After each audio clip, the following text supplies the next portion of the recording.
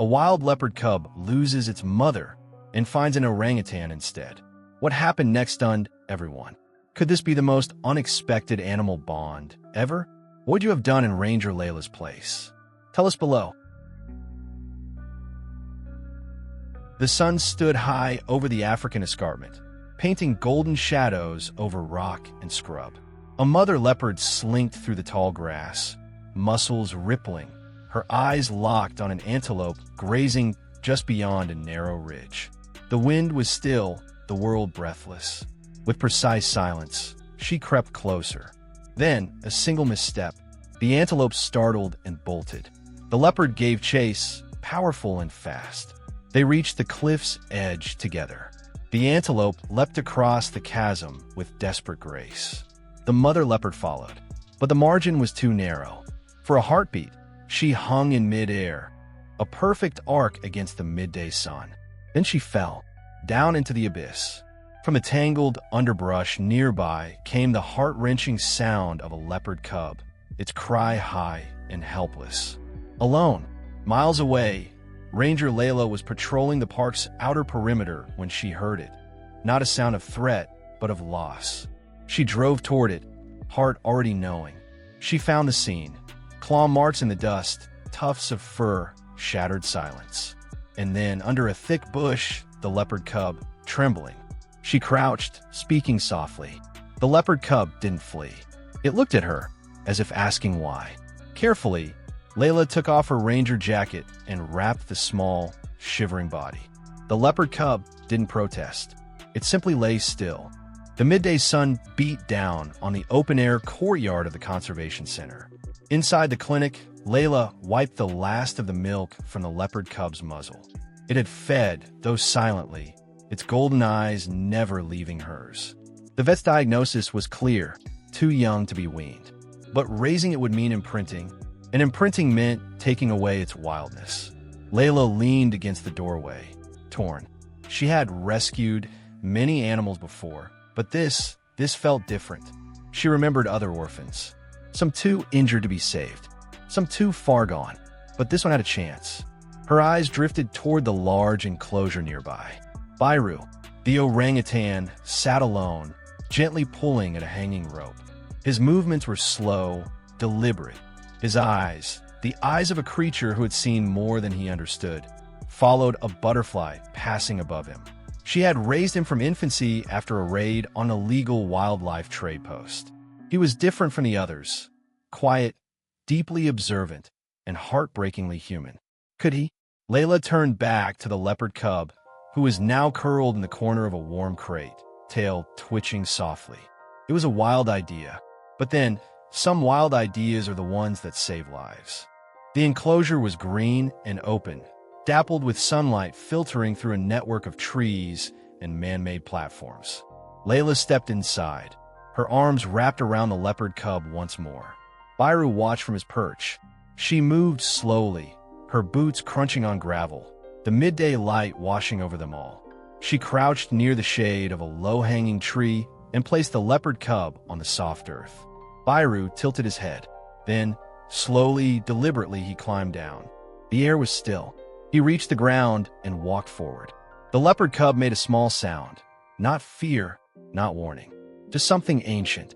Byru paused, then extended one long arm. His fingers trembled as they brushed the cub's head. The leopard cub leaned in. Byru gathered it into his arms, pressing it gently against his chest. He let out a low, rhythmic hum, a sound of comfort. Leila's breath caught in her throat. Behind her, staff members stood silently, watching something that defied expectation. In that moment, something impossible became real. Each day in Byru's enclosure began with the same golden light. The leopard cub, now stronger, would leap onto Byru's back, paws batting playfully at his shoulders. Byru would grunt and swing gently from the low ropes, careful never to jolt the passenger, holding tight to his fur.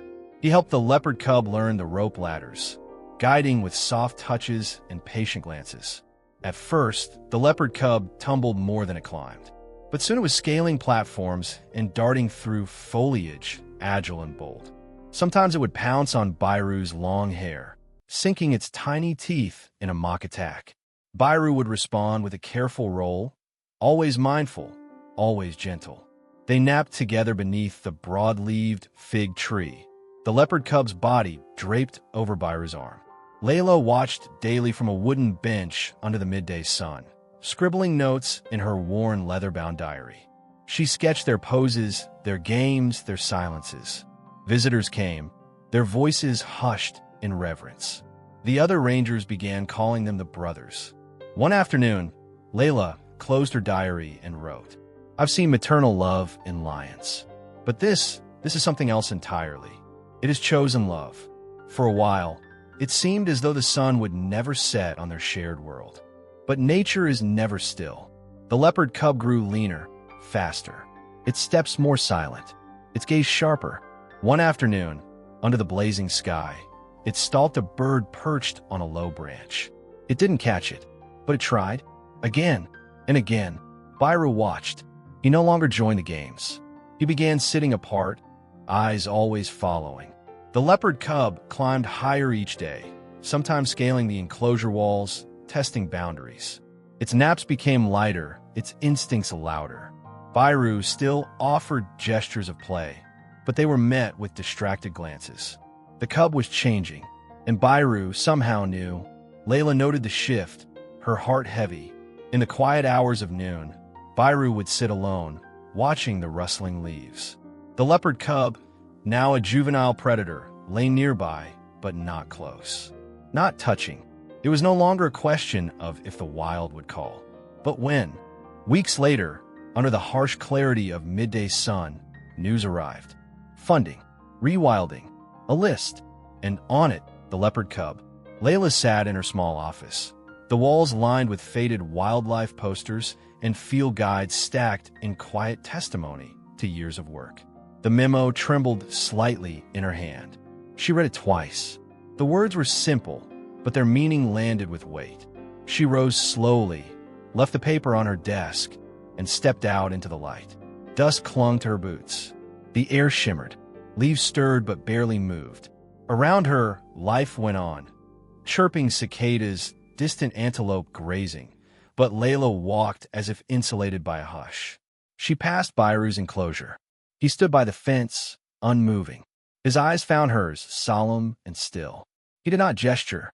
He simply waited, as though he had always known this day would come. That evening, she brought the journal. The sketches, the quotes, the first moments, all of it lay open in her lap like a map of time past. She read until the light faded. That night, she did not sleep. At dawn, she returned. She opened the enclosure one last time. The leopard cub met her gaze, steady, knowing. Byru stood nearby, arms crossed softly over his chest. Leila sat with them in silence, until the sun reached its peak, bathing them all in gold. The transport vehicle waited near the gate, its metal sides gleaming. The leopard cub, now sleek and powerful, stood beside it, nostrils flaring in the dry air. Byru sat nearby, his hands resting on his knees. Leila knelt beside him. Byru rose. He walked slowly to the leopard cub. For a moment, they stood face to face. Then Byru lifted one hand, placed it on the leopard cub's shoulder. Stillness. Not a single sound. Just the sun overhead, and time holding its breath. Byru stepped back. The leopard cub turned and entered the crate. The truck rumbled to life, wheels crunching the dry gravel as it pulled away. Byru sat on the grass, gaze fixed on the horizon, unmoving. The shadow of a cloud passed over him, but he never blinked. Weeks passed. Leila sat on a grassy hill near Byru's enclosure, diary in hand. The sun bathed the landscape in a gentle amber light, casting long shadows that whispered of memories. Byru sat close, grooming his arm, silent as ever, his eyes contemplative as though scanning time itself. She held a tablet in her lap, its screen flickering slightly in the light. The camera trap footage rolled. The leopard cub, now fully grown, darted through the golden savannah grass. It chased a bird, missed, then suddenly dropped to the ground.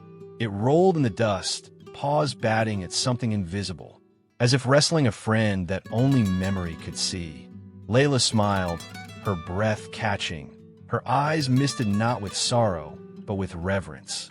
She turned to her diary and wrote her final line. Byru didn't raise a predator. He raised a soul. If this story touched your heart, if it reminded you of the surprising ways compassion lives between species, please give this video a like. It helps more people discover the power of stories like Byru's. For more true wildlife tales, conservation journeys, and the silent beauty of the wild world, don't forget to subscribe to our channel and turn on notifications. We share real moments, just like this one, that show nature's resilience and humanity's role within it. And remember, sometimes the most profound bonds aren't written in blood, they're chosen in kindness. Thank you for watching.